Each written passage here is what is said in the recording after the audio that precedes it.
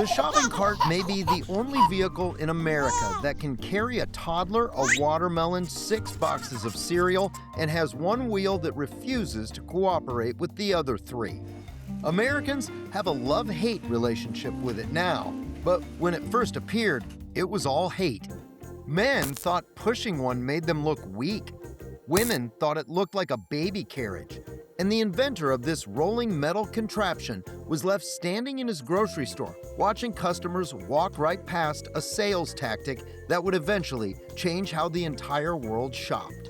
So, how did one of the most ordinary objects in American life go from total embarrassment to parking lot royalty? Well, did you know that at one point, people were being paid to push shopping carts? A real job. Our story begins in Oklahoma City during the 1930s, when the modern supermarket was still a fairly new idea. Before supermarkets, shopping for food was often a much more personal affair. You walked into a small grocery store, handed a list to a clerk, and the clerk fetched items from behind a counter or even the back room. A can of peaches from one shelf, a sack of flour from another, a slab of bacon from some place that probably hadn't been inspected by the health department. But America was changing. Self-service stores were just getting popular. Customers could now walk through aisles, examine products, compare prices, and choose their own groceries. It felt modern. It felt free. It also came with its own problem. The more customers shopped, the heavier their handheld baskets became. And when a basket started pulling a customer's arm toward the floor, well, that customer usually just headed for the cash register. The shopping trip was over. And that was bad news for Sylvan Goldman. Goldman was a sharp, restless businessman who owned the Humpty Dumpty supermarket chain in Oklahoma. Yes, it was really called Humpty Dumpty, which seems like a risky name for a business that sells eggs. But it was better than Piggly Wiggly or Cadoozle. Those are real names. But back to Humpty Dumpty. Goldman watched his customers carefully. He noticed that people did not necessarily stop shopping when they had everything they wanted. They stopped when they could not carry everything they wanted. That distinction mattered. Goldman needed to give his customers stronger arms, or better yet, wheels. One evening in 1936, Goldman was sitting in his office, turning the problem over in his mind. Nearby sat an ordinary folding chair. When he saw it not as a chair, but as a frame. What if you put wheels on the legs and replaced the seat with a shopping basket?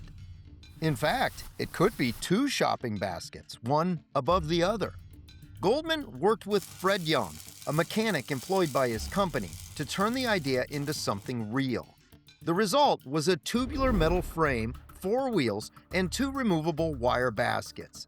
When it was not being used, the frame could fold up to save space. Goldman called it a folding basket carrier. On June 4, 1937, the carts were introduced to shoppers. Newspaper advertisements promised an end to the heavy baskets. The invention was practical, simple, and available free of charge. Customers should have embraced it immediately. They did not. The carts sat there. Men looked at them and decided that pushing their groceries around on wheels would suggest they were not strong enough to carry the basket. Keep in mind, these were men who had survived the Great Depression, dust storms, and possibly breakfast without coffee. They were not about to be defeated by a bag of potatoes. Women were equally unimpressed. Many had spent years pushing baby carriages. Goldman's invention looked far too much like another pram, and they had no interest in wheeling one more bulky carriage through town. Older customers worried the cart made them look feeble. Younger customers worried it made them look foolish.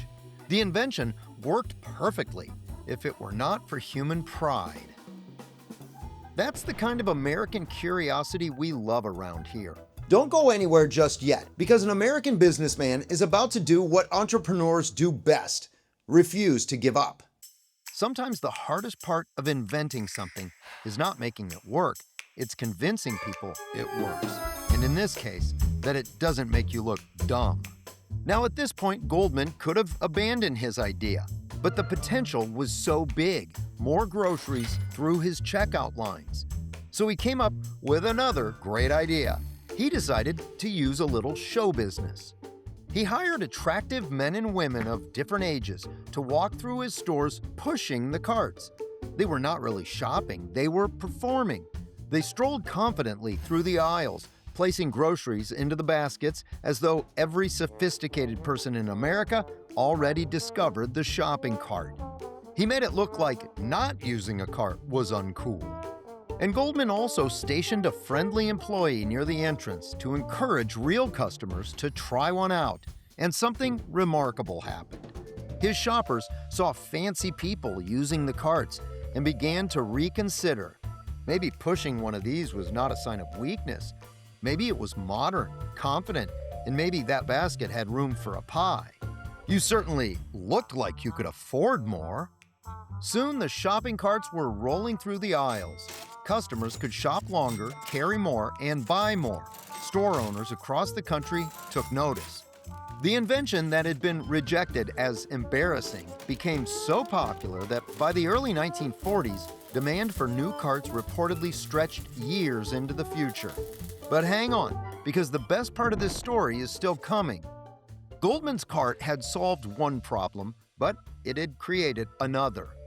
The original design used removable baskets. Store employees had to set up the frames, place the baskets on them, remove the baskets later, and find somewhere to store all the parts.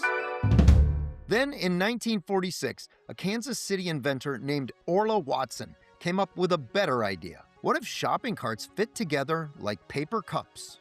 Watson, a mechanic and draftsman, looked at the crowded rows of grocery carts and imagined them sliding together. He created a hinged rear panel, one cart inside the next, creating a long metal centipede of commerce. Orla Watson's telescoping cart created the familiar rows we see at supermarkets today.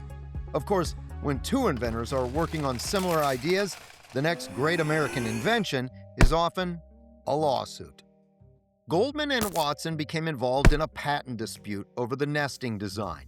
Eventually, Watson received the patent, while Goldman gained important licensing rights to manufacture carts using that idea. The two men had, in effect, created different halves of the modern shopping cart. Goldman put the customers' baskets on wheels, and Watson taught those wheels to form a line. And as supermarkets grew larger, so did the carts. The early two-basket frame evolved into one deep wire basket. Child seats were added, safety belts followed. Wheels became easier to turn, although we can go to the moon, but we can't keep one shopping cart wheel from sticking. Carts soon spread beyond grocery stores to department, discount, and home improvement stores, and the shopping cart actually helped reshape the store itself. Bigger carts encouraged bigger purchases. Bigger purchases encouraged wider aisles, larger parking lots, giant refrigerators, family-sized packages, and supermarkets filled with thousands of products. Suddenly, we had the superstore. And today, engineers are still reinventing the shopping cart. Some carts have phone holders, cup holders, magnifying glasses, and wheel locks as anti-theft devices. New smart carts can identify products, weigh produce, display shopping lists, ring you up, and charge your Visa card. That humble metal basket is slowly becoming a robot on wheels. Sylvan Goldman understood that customers had a practical problem. But practical solutions can fail when they collide with pride, habit, and appearance. He was not deterred. American curiosity turned to American determination. A few well-dressed actors pushing carts through an Oklahoma grocery store helped turn an embarrassing contraption into a symbol of modern life. And here's one more surprising shopping cart fact. Did you know that there's a whole industry built around just cleaning the things up and fixing those bad wheels we all get annoyed by? And that is a $225 million industry every year. Around here, we like the stories that make you say, "How did I not know that?" And American history is full of inventions like this. So the next time you grab a shopping cart, give it a little respect. The cart is more than a wire basket on wheels. It's a rolling tribute to American ingenuity. And if stories like this make you wonder what else has been hiding in plain sight, Hit like, subscribe, and come back for more each week. The next great story is not waiting in a museum. It's right here. In fact, right now, if you'd like.